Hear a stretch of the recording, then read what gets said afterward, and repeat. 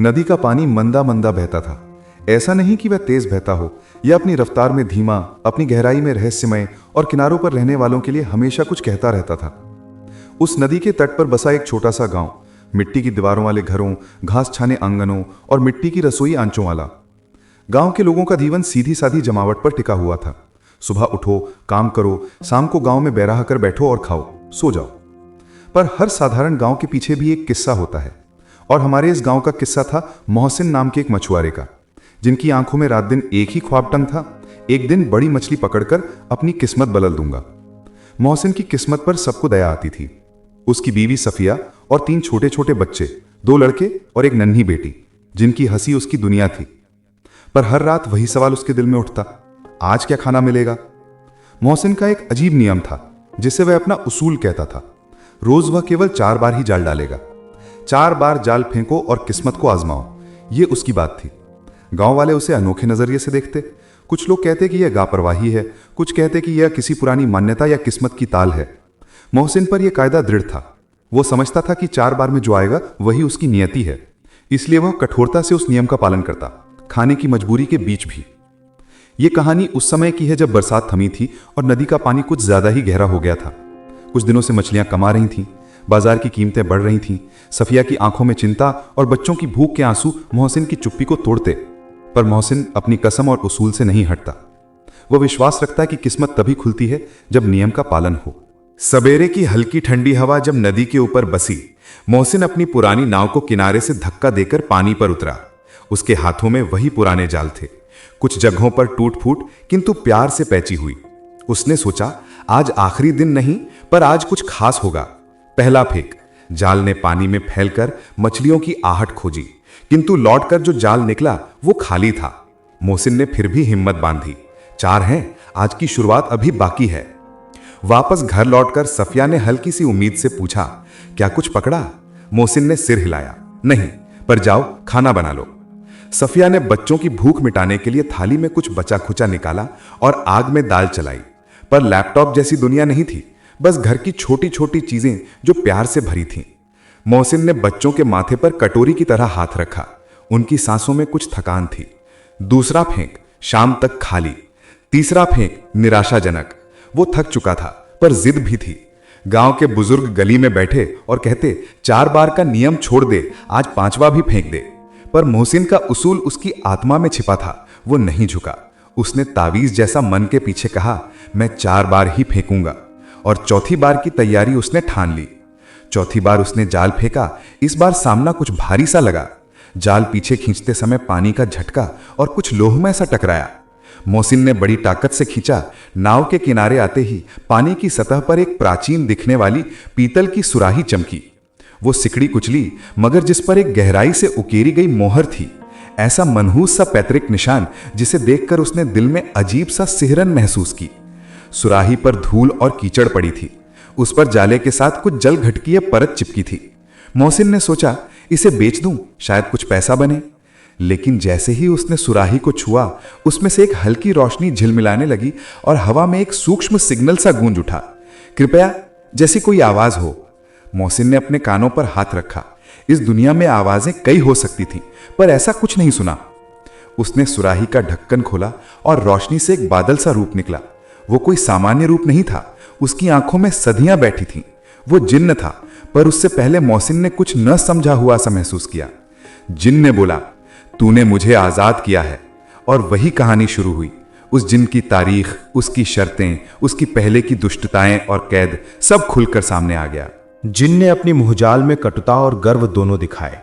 उसने कहा कि उसे हजारों सालों से कैद रखा गया था। हजारों हजार सालों की गाथा संस्कारों का बोझ उसके शब्दों में था। उसने बताया कि हजरत सुलेमान अलैहिस्सलाम ने उसे किसी गलती की वजह से या किसी इंसान की नीयत की परख करके उसे सुराही में बंद किया था, और अब जो भी उसे निकालेगा, उसे एक वादा, कभी अच्छा कभी बुरा, उस पर निर्भर था।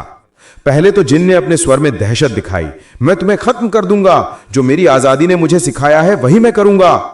उसने धमकी दी कि वो जिसने उसे आजाद किया वो या उसकी औलाद नर्क में चली जाएगी। मोहसिन के भीतर डर ग्रसित हुआ, पर वो वही था जो अपने परिवार की खातिर खड़ा था। उसने कहा कि अगर तू सच में मेरे परिवार पर वार करेगा तो मैं क्या करूंगा, मेरी बीवी और बच्चों का क्या होगा। जिन ने परिहास किया और कहा कि वो किसी के लिए भी दयालु नहीं रहेगा। पर फिर कहानी बदलती है, क्योंकि जिन का मन भी उलझा हुआ था। जिन ने घोषणा की कि उसने एक शर्त बदली है। पहले वो वादा करता था कि जो उसे निकालेगा उसे दौलत और खजाना मिलेगा, पर अब उसने कहा कि तीसरी शर्तों के चलते वो किसी को मौत दे देगा, क्योंकि उसकी आत्मा में जालिमपन और अहम था। मोहसिन ने घबरा कर पूछा, फिर तुम मुझसे क्या चाहते हो? जिन ने कहा कि अगर वो उसे आजाद रखेगा तो वो मोहसिन को चमत्कारिक दौलत देगा, मगर शर्त यह थी कि मोहसिन को आधा हिस्सा जरूर गरीबों को बांटना होगा। यह शर्त सुनकर मोहसिन ने तुरंत हां कर दी, क्योंकि उसकी आत्मा में दया थी। पर जिन की चालाकी ने फिर दिखाया, वो कुछ ऐसा भी कर सकता था कि मोहसिन के अंदर छुपी इंसानियत की परख हो। वो संवेदनशील था और मोहसिन के हृदय की रचना को समझता था। इसीलिए उसने मोहसिन को कहानियां सुनाई, धोखा दिया और फिर अपनी सच्ची मंशा को छुपाया। और वही एक बड़ा मोड़ बना, क्योंकि जिन का मानना था कि इंसान की नेकी का सही फायदा तभी मिलता है जब उसका असली इरादा जांचा जाए। जिन ने वादा निभाने की बात कही। वो कहता रहा कि वो रोज 3 ख्वाहिशें पूरा करेगा, मगर मोहसिन ने उसे रोका। मैं किसी जादुई शॉर्टकट से अमीर नहीं बनना चाहता। मुझे ऐसा काम बता जिससे मैं अपने हाथों से इज्जत और समझदारी से अपने परिवार के खातिर जीविका जुटा सकूं। जिन ने मुस्कुरा कर कहा, ठीक है, मैं तुम्हें वो रास्ता दिखाऊंगा जिसमें मेहनत होगी और दान भी, पर याद रख, जिसे दिया जाए उसे बांटना भी आना चाहिए। पहली मदद के तौर पर जिन ने कुछ छोटी छोटी चीजें दी। एक चमकती सिक्का यहां, नदी के किनारे एक झोला जिसमें कुछ अनाज और कपड़े थे वहां। पर हर बार वो शर्त रखता कि मोहसिन अनिवार्य रूप से आधा बांटे। मोहसिन ने ऐसा ही किया। उसने जो भी मिला आधा निकालकर गांव के गरीब लोगों में बांट दिया। कुछ लोगों ने यह देखा और कहा, यह तो किसी चमत्कार जैसा है। पर जिनका मानना था कि मोहसिन की यह सोच ही उसकी सच्ची ताकत थी। धीरे धीरे मोहसिन ने अपने रोजमर्रा के कामों की सोची बदली। सुबह जल्दी उठकर वो नदी के आयामों को बदलने की कोशिश करता, किंतु अब वो गांव के लोगों के छोटे छोटे काम भी करने लगा। किसी का बर्तन ठीक करना, किसी की सांझ में मदद करना, किसी की गाय का इलाज कराने में पैसे देना। यह बदलाव सिर्फ माली नहीं था, यह उसकी आत्मिक परिपक्वता थी। पर जिन भी जटिल था, कभी वो धोखा देता, कभी मदद करता। एक रात जिन ने मोहसिन को एक भव्य सपना दिखाया, राज दुलारो जैसी तरकीब जिसमें ऐरशाही खाने और लग्जरी शामिल थे। मोहसिन की आंखों में उस रात लोभ पैदा हुआ, पर अगले ही पल उसने सफिया की आंखों में थकी हुई चमक देखी और अपने बच्चों की मासूमियत, और समझ गया कि उसे अपनी जड़ों से नहीं उखड़ना चाहिए। एक बार जिन ने अपने असली रूप से कहा, मैं तुम्हें अमीर कर सकता हूं, लेकिन वो अमीरी तुम्हें बदल देगी। क्या तुम अपनी पहचान बदलना चाहोगे? मोहसिन ने कहा, नहीं, मैं अमीर होना चाहता हूं ताकि मेरी बीवी बच्चों को प्यार और सम्मान मिले, पर मैं अपना आत्मसम्मान नहीं खोना चाहता। फिर एक मोड़ और आया। गांव में सूखा पड़ा और चारे की कमी हुई। लोग निराश हुए। मोहसिन ने अधिक मेहनत की और जिन ने भी मदद की। पर एक रात किसी ठग ने मोहसिन के घर पर हमला किया और जिन ने भयभीत होकर कहा कि इस तरह की दुनिया में भरोसा कम है। मोहसिन ने कहा, हमें भरोसा बचाना होगा, दया बांटनी होगी। और उसने चोरी से मिली किसी चीज को भी बांट दिया ताकि किसी की भूख ना रहे। उसकी यह परवरिश लोगों के दिलों को छू गई। समय बीतता गया। मोहसिन की मेहनत रंग लाने लगी। छोटी छोटी कमाइयां बढ़ने लगी। बच्चों के कपड़ों में नयापन आ गया। सफिया की आंखों में आत्मविश्वास दिखा। गांव के लोग भी बदलने लगे। किसी ने कहा कि वे भी मेहनत करेंगे और एक दूसरे की मदद करेंगे। जिन ने कहा कि वही असली दौलत है, जब समाज में एक दूसरे की मदद और दया बढ़े।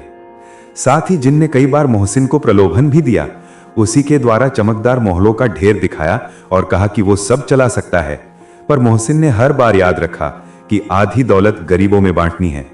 वो भरोसा निभाता गया। होठों पर मिठास आनी शुरू हुई। बच्चों की पढ़ाई हुई, घर में कुछ दीन दुनिया की तरक्की हुई और मोहसिन की पहचान गांव में बदलने लगी। लोग उसे अब सम्मान से देखने लगे। बढ़िया इंसान, ईमानदार और दूसरों की मदद करने वाला। वहीं से कहानी का सच्चा संदेश उभर कर आया कि किस्मत पर भरोसा रखना अच्छा है, पर किस्मत बदलने का सच्चा जरिया मेहनत, ईमानदारी और बांटना है। जैसे जैसे समय बीतता गया, जिन ने महसूस किया कि उसका वादा पूरा हो रहा है। उसने कहा कि मैं अब शांत रहना चाहता हूं।